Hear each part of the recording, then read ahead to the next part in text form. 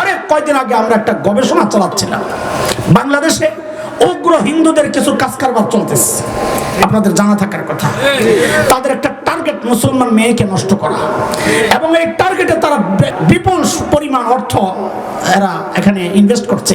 একটা ছেলের সাক্ষাৎকার আমাদের হাতে আসছে, ওই ছেলে বলেছে যে একটা মুসলমান মেয়েকে নষ্ট করে তাদের হাতে তুলে দিতে পারলে 30,000 টাকা পাওয়া যায়। চিন্তা করেন, আমাদের কাছে যে কেসগুলো আসছে সমস্ত কেসগুলো আমরা গবেষণা করেছি একটা একটা করে। সেখান থেকে দেখেছি যে সিস্টেমে ওরা আগায়, এই সিস্টেমগুলোর একটা নাম আমরা ধার্য করেছি সাইকোলজিক্যাল ওয়ার, মনস্তাত্ত্বিক যুদ্ধ। তার সাথে সুন্দর প্রেমের আলাপ, রসালো আলাপ, এগুলা করে করে 1 নাম্বার 1।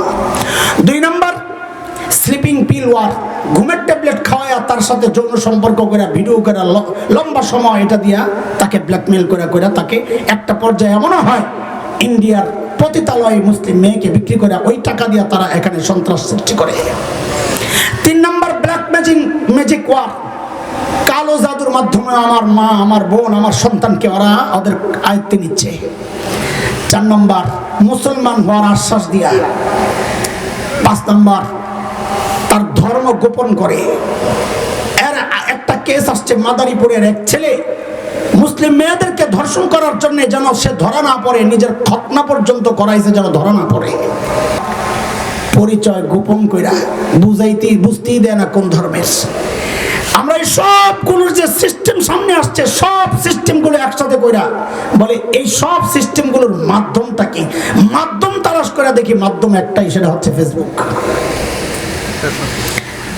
প্রথম সূত্রটা তৈরি হয়, লিঙ্কটা তৈরি হয় ফেসবুকের মাধ্যমে। তার মানে কি, আজকে শুধু সংসার উজাড় হচ্ছে না, এই ফেসবুক দিয়ে আজকে দিন হারাচ্ছে, মেয়েরা তার ইজ্জত হারাচ্ছে।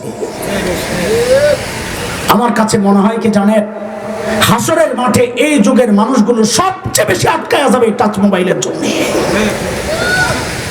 দিন নাই রাত নাই, সারাক্ষণ কি আসছে হাতের মধ্যে, এটাই হায় তাসবিহ নাই হাতে, তিলাওয়াত কই গেছে খবর নাই, জিকির কই গেছে খবর নাই। কাছের মানুষকে দূরে ঠেলা দিছি ঝগড়া কইরা, দূরের মানুষকে ফ্রেন্ড বানায়া কাছে আনিয়ে দিছি।